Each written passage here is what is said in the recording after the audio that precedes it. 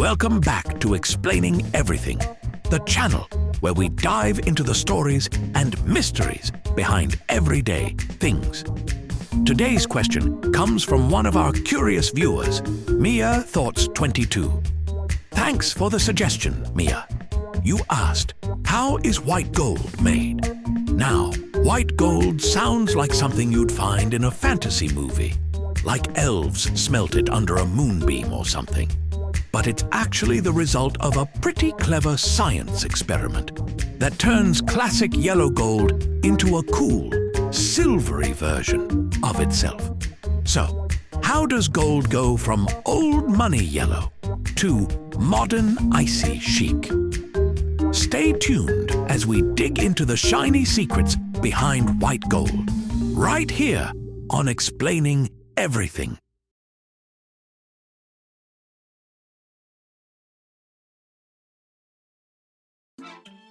Let's start with the diva herself. Gold. Pure gold. That's 24 carats, is gorgeous, soft, and extremely yellow, like banana peel caught in sunlight yellow. Beautiful, sure, but it doesn't exactly scream subtle elegance. And here's the catch. It's also soft enough that if you wore a pure gold ring every day, it'd look like you wrestled a bear with it after a month. So jewelers, being the clever magicians they are, decided to toughen it up and tone it down. Enter the idea of alloying, mixing gold with other metals. By combining gold with stronger, whiter metals, they could make it both durable and less yellow. Think of it as gold's rebellious teen phase, trying a new look that says, I'm still gold, but cooler. All right, time to step into the lab. Here's where the real alchemy happens. When making white gold, jewelers melt down yellow gold and mix it with what's called white metals. These can include nickel, palladium, silver, zinc, or even a touch of copper or manganese, depending on what they want the final color and hardness to be. If you're wondering how much gold is still in there, it depends on the carat. 18-carat white gold is about 75% gold and 25% other metals, while 14-carat is roughly 58% gold. The rest is that magical metal mix that desaturates the yellow tone. But even after mixing, the metal isn't actually white. It's more of a pale grayish yellow, like if gold put on too much foundation and didn't blend. That's why almost all white gold you see gets an extra treatment we'll get to in a second. One more thing. Not all white golds are created equal. Some are mixed with nickel, which does a great job of whitening, but can cause allergic reactions for some people. Others use palladium, which is gentler on skin and gives a softer tone. So, the short version? Making white gold is like making fancy metal soup. Just add gold, a pinch of chemistry, and a sprinkle of rebellion. Now that the gold's been mixed, you'd think it's ready for the jewelry counter, right? Nah, it's not shiny enough, not icy, not white enough white. That's where rhodium comes in.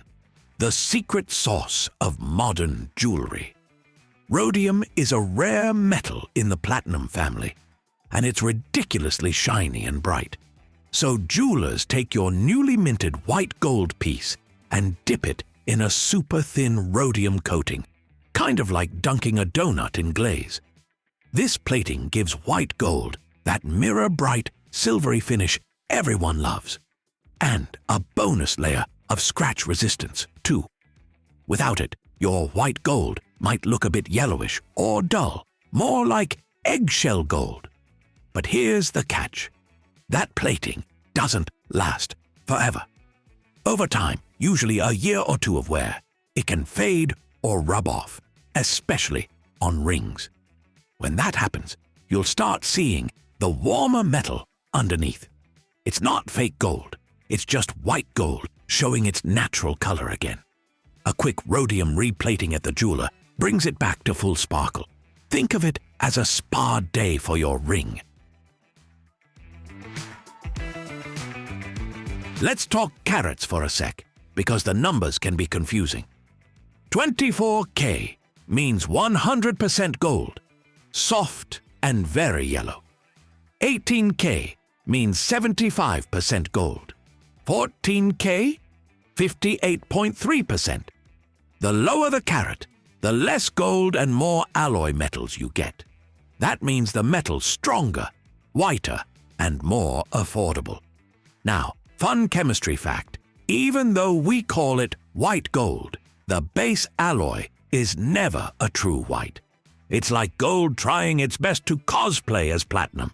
Without that rhodium layer, it would look slightly creamy or grayish. So between carat levels, alloy choices, and plating upkeep, there's a whole lot of drama hiding behind that simple white gold label. And there you have it, the full story of how white gold is made. It starts as regular yellow gold, gets mixed with whitening metals like nickel or palladium to toughen it up and cool down its color, and then gets a luxurious rhodium bath to nail that crisp silver shine. So, the next time you see a white gold ring sparkle, remember, it's basically yellow gold in disguise. The same precious metal, just in its cool kid phase.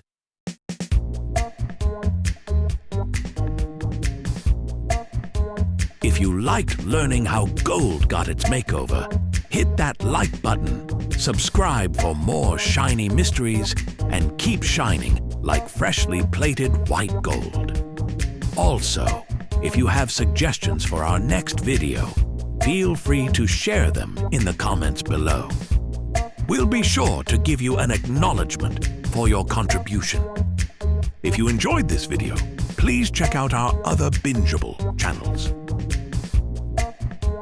Thank you for tuning in, and join us next time here in the channel that answers all the why, what, who, where, and how questions you've always wondered about, here on Explaining Everything.